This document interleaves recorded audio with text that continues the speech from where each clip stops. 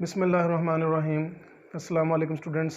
इस वीडियो में हम second year biology chapter number 24 discuss करेंगे, एवोल्यूशन। सबसे पहले हम टर्म एवोल्यूशन को डिस्कस करते हैं। एवोल्यूशन ये एक ऐसा प्रोसेस है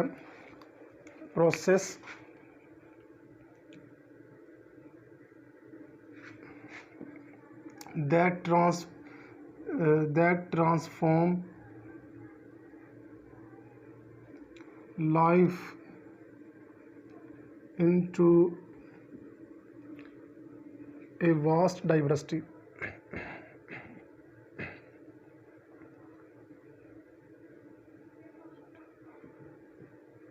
यानी कि एवोल्यूशन एक ऐसा प्रोसेस है जिसमें जानदारों के अंदर बतदरीज तब्दीलियाँ आती हैं। यहाँ से ट्रांसफॉर्म से मुराद है तब्दीली, कोई चेंज, बिग चेंज। और ये जो चेंज है ये बतदरीज होती है, यानी कि ग्रेजुअली होती है। तो साइंटिस्ट ने अर्थ पर जो लाइफ एग्जिस्ट जो करती है, उन्होंने ख्याल किया है कि तकरीबन आज से ये लाइफ 4 बिलियन ईयर्स एगो ये लाइफ पाई गई है।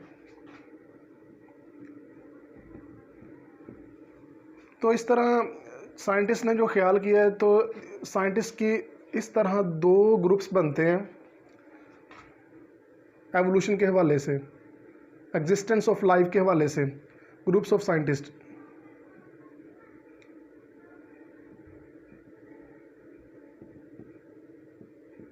2 बनते हैं।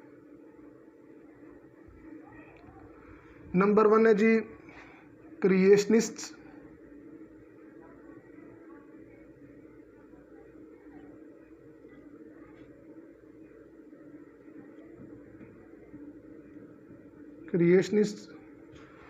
और नंबर 2 है एवोल्यूशनिस्ट्स।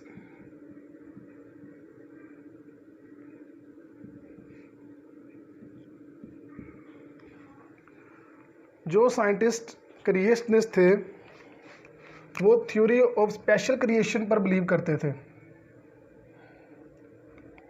थ्योरी ऑफ स्पेशल क्रिएशन,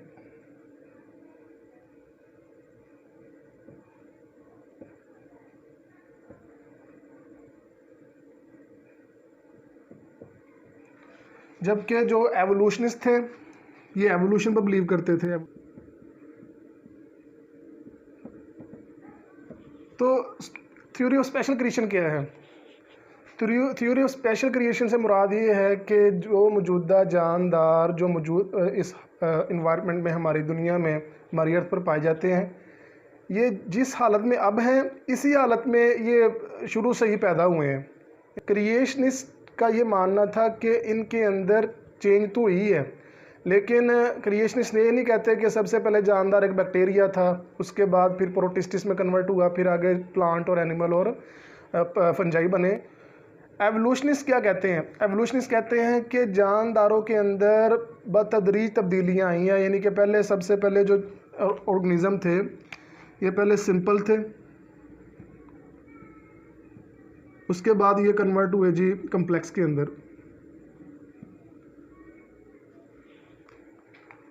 तो आपके सिलेबस में मुख्तलिफ साइंटिस्ट की कंट्रीब्यूशन है जो उन्होंने काम किया है कि लाइफ पर। तो ग्रुप्स ऑफ साइंटिस्ट के बाद हम ये देखते हैं कि वो कौन कौन से साइंटिस्ट हैं, उनका लाइफ स्पेन भी है और उनकी जो कंट्रीब्यूशन है वो भी हैं। एवोल्यूशन को हम डार्विनिज्म भी कहते हैं। तो अब हम देखते हैं कि डार्विनिज्म इन हिस्टोरिकल कॉन्टेक्स्ट, यानी कि एवोल्यूशन की जो हिस्ट्री क्या है। डार्विनिज्म इन हिस्टोरिकल कॉन्टेक्स्ट, इसमें डिफरेंट साइंटिस्ट आएंगे, उनका लाइफ स्पेन भी है और उनकी जो अचीवमेंट हैं, जो उन्होंने वर्क किया है। सबसे पहले जो साइंटिस्ट आता है, साइंटिस्ट नेम है यहाँ पर, साथ उसका लाइफ स्पेन और नेक्स्ट उनकी अचीवमेंट्स हैं, यानी कि जो उन्होंने काम किया है।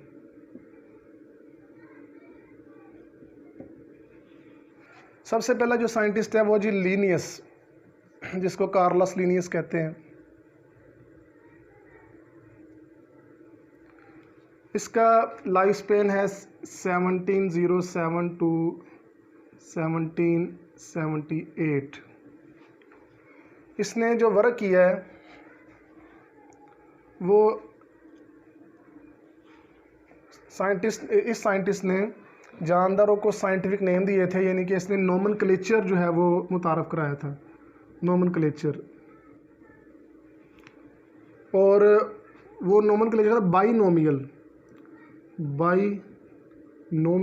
नोमेनक्लेचर, यानी कि इसने जो इस साइंटिस्ट ने जो लिविंग थिंग को नेम दिए थे वो 2 वर्ड पर कंसिस्ट करते थे। फर्स्ट जो था जो नेम था, 2 नेम थे of living thing, scientific name. First name तो जो था वो जेनेरिक नेम, इसने कहा जेनेरिक नेम।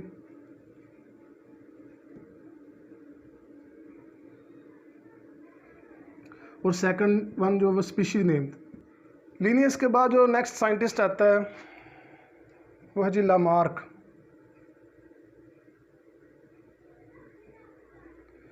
इसका लाइफ स्पेन है 1744 टू 1829।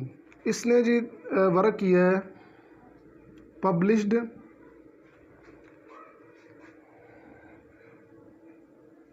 Theory of evolution. इसने एवोल्यूशन का कॉन्सेप्ट पेश किया था। लामार्क के बाद तीसरा साइंटिस्ट है माल्थस। इसका लाइफ स्पेन है 1766 टू 1834। इसने भी published essay on the principle of population. Malthus ने पॉपुलेशन पर वर्क किया था।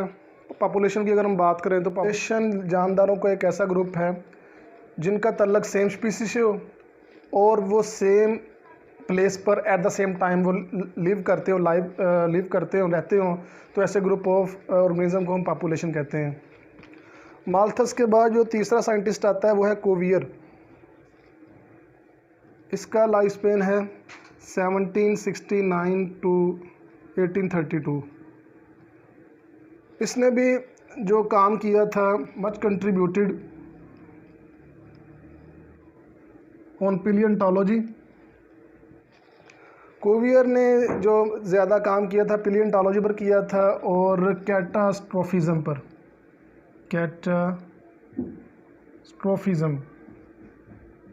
कैटास्ट्रोफिज़म की बात करें तो कैटास्ट्रोफी ये एक ऐसी टर्म है जो कि हमें बताती है कि जो अर्थ पर क्या वाक़यात यानी कि क्या हादसात हुए हैं और उसका जानदारों पर क्या असर पड़ा है, इसे हम कैटास्ट्रोफी कहते हैं।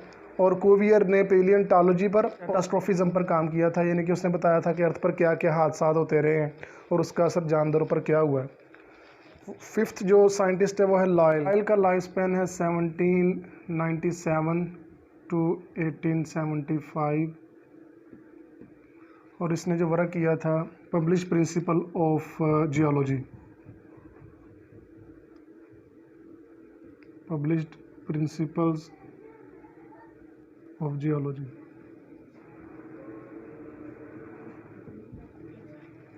जियोलॉजी की अगर हम बात करें तो स्टडी ऑफ अर्थ है, यानी कि ज़्यादातर लायल का काम जो था अर्थ पर था।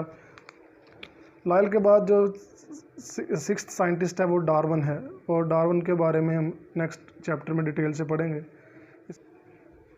डार्विन का लाइफ स्पेन है 1809 टू 1882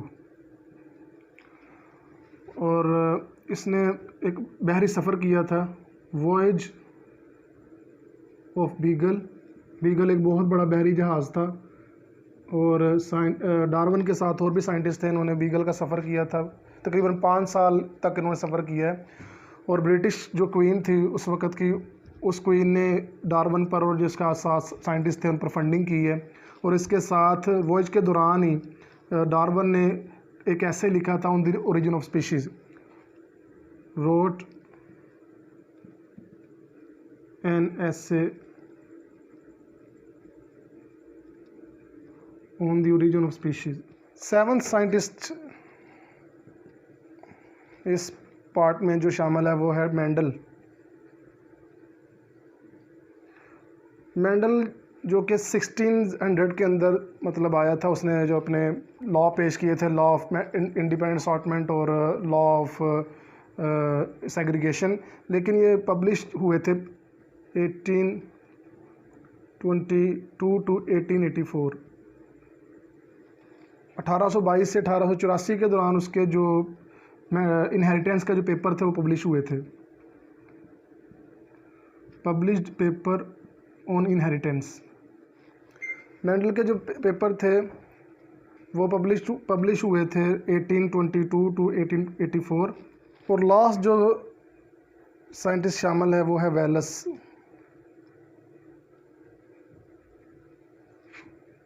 इसका लाइफ स्पेन है 1823 टू 1913। इसने जो अपनी थ्योरी थी वो डार्विन को पेश की थी, sent his theory to Darwin. इस टॉपिक में हमने 8 साइंटिस्ट पढ़े हैं। इनमें जो फर्स्ट साइंटिस्ट जो कि कार्लस लिनियस था, एक क्रिएशनिस्ट था। बाकी जो 7 थे ये सारे के सारे एवोल्यूशनिस्ट थे। तो स्टूडेंट्स, आज इस वीडियो में हमने इंट्रोडक्शन टू एवोल्यूशन और साइंटिस्ट का वर्क डिस्कस किया।